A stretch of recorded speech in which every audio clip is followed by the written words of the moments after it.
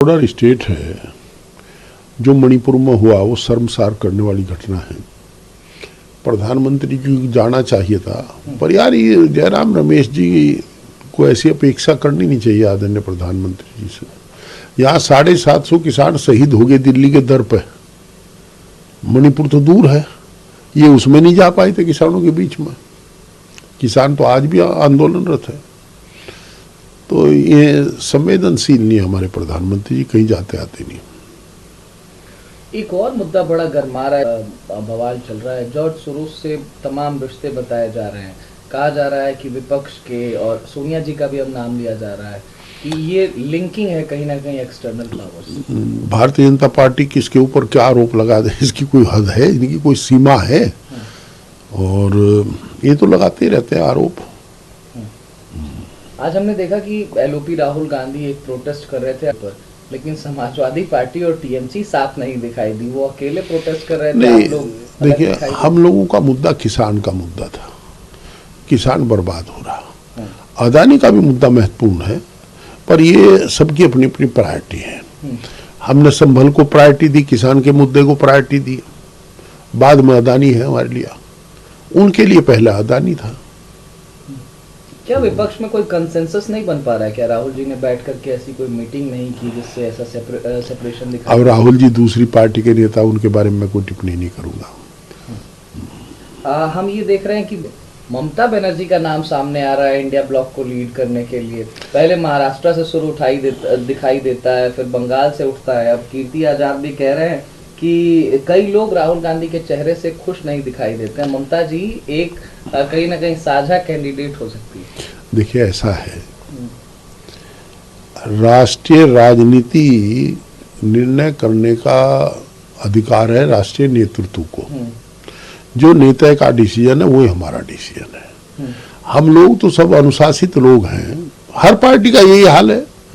ये तो हमारे राष्ट्रीय अध्यक्ष जी डिसीजन लेंगे, इसमें और कोई नहीं लेंगे। गिरिराज जी कह रहे हैं कि जो कांग्रेस पार्टी है, जो राहुल गांधी हैं, वो लीडर हैं टुकड़े टुकड़े गैंग के। जॉर्ज सोरोस जो भारत विरोधी तमाम गतिविधि अब गिरिराज जी किसको क्या कहते हैं? कभी गंभीरता सुना आपने गिरिराज जी को? वो तो अनर्गली बात करते हैं जब भी करते हैं। उन्होंने ऐसा ही कर दिया। अच्छा, एक बात मेरी समझ में नहीं, राज तो इनका और गड़बड़ अपोजिशन कर रहा। सीमा इनके हाथ में, देश इनके हाथ में, लॉरेंस बिश्नोई इनके हाथ में। तो हम तो लोग तो डरे घूम रहे हैं सब, और क्या करेंगे? आप लोगों को डर लग रहा है? नहीं, डर ये है कि लोकतंत्र बचेगा नहीं बचेगा। संभल में जो घटना हुई मजाक घटना नहीं है। आप उस तरह उसके बाद जो बयान आ रहे हैं इनके नेताओं के, आदरणीय मुख्यमंत्री हो चाहे किसी हो, कोई से हो, रोज बराबर बयान आ रहे हैं। वो तो उससे लगता है कि ये लोग 27 के चुनाव को लेकर के अभी से भयभीत हैं और ये जानबूझ करके सांप्रदायिक सद्भावना बिगाड़ना चाहते हैं। और ये बार बार ऐसे ही काम करते हैं। तो ये हम डर ये रहे हैं कि देश बचेगा तभी तो हम बचेंगे। समाजवादी पार्टी संघर्ष और संगठन की पार्टी है, पर संविधान को मानने वाली पार्टी है। हमारे संविधान में धर्म, जाति, नस्ल, लिंग के आधार पर विभेद करने का कोई अनुमति नहीं है। तो ऐसे हालात में ये बार बार इसी काम को कर रहे, हिंदू मुस्लिम, हिंदू मुस्लिम, हिंदू मुस्लिम। तो ये उसी मामले में लगे हैं। अभी हमारे यहाँ एक कस्बा है चरथावल, मुजफ्फरनगर में, मेरी लोकसभा क्षेत्र में पड़ता है। वहां ट्रक कार वालों का साइड पर झगड़ा हो गया, वो भी हिंदू मुस्लिम, उसमें भी। तो ये तो अपनी तरफ से हर जगह इनका यही काम है, यही करते हैं। लेकिन जो ममता बनर्जी को के तौर पर आगे किया जा रहा है, क्या समाजवादी पार्टी का इस पर क्या रुख ये रहा है? हमारा रुख हमारे राष्ट्रीय अध्यक्ष जी तय करेंगे। जो वो तय करेंगे वही रुख रहेगा। ये फैसला राष्ट्रीय नेतृत्व का है, लीडरशिप का, और वो निर्णय लेंगे, उसे हम सब फॉलो करेंगे। लेकिन आप भी तो इतने कद्दावर राजनेता हैं। आप राहुल गांधी को भी करीब से जानते हैं, आप अखिलेश जी को भी करीब से जानते हैं। आपकी कई दफा ममता जी से भी मुलाकात है। मेरे साथ ममता जी राज्यसभा में रही हैं।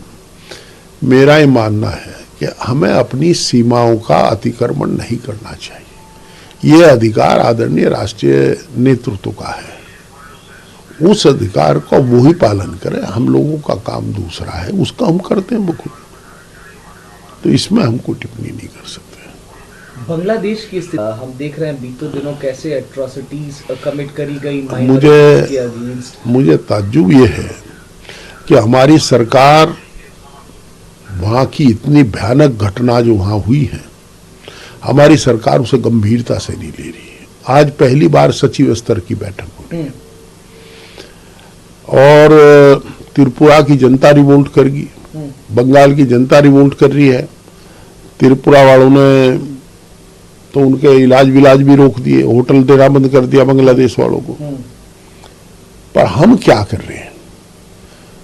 सरकार ने इसे गंभीरता से नहीं लिया। जो बांग्लादेश में हो रहा वो दुर्भाग्यपूर्ण है, बहुत जाति माइनॉरिटी के साथ वहां हुई है, हिंदूज के साथ। ये वास्तव में बहुत गलत हुआ है। और जो सरकार यहाँ रोज हिंदू मुस्लिम तलाशती है, वहां चुप है। तो इसमें इन्हें अग्रेसिव होना चाहिए केंद्र सरकार को, और अग्रेसिव होकर के उसे विरोध करें, उन्हें कहें, इंटरनेशनल मंच पे कहें, अपने आप प्रयास करें, पर ये ऐसा कर नहीं रहे। आज जो सचिव स्तर की बैठक हुई है, विक्रम बयान है, उन्होंने कहा कि बातचीत हो रही है, कॉम्प्रिहेंसिव एक स्ट्रेटजी बनाई जा रही है कि किस तरीके से इस पूरे मसले से निपटा जा सकता है। हाँ, इन्होंने दरअसल में शेख हसीना को जब यहाँ शेल्टर दिया था, उसी दिन बांग्लादेश की निगाहें हमसे कड़वी हो गई थी। इनकी नीति का खमियाजा वहाँ का हिंदू भुगत रहा है। आप हिंदू मुसलमान न कहें, वहाँ का नागरिक तो मर रहा है, और वो मर रहा है जो हिंदू धर्म को मानता है।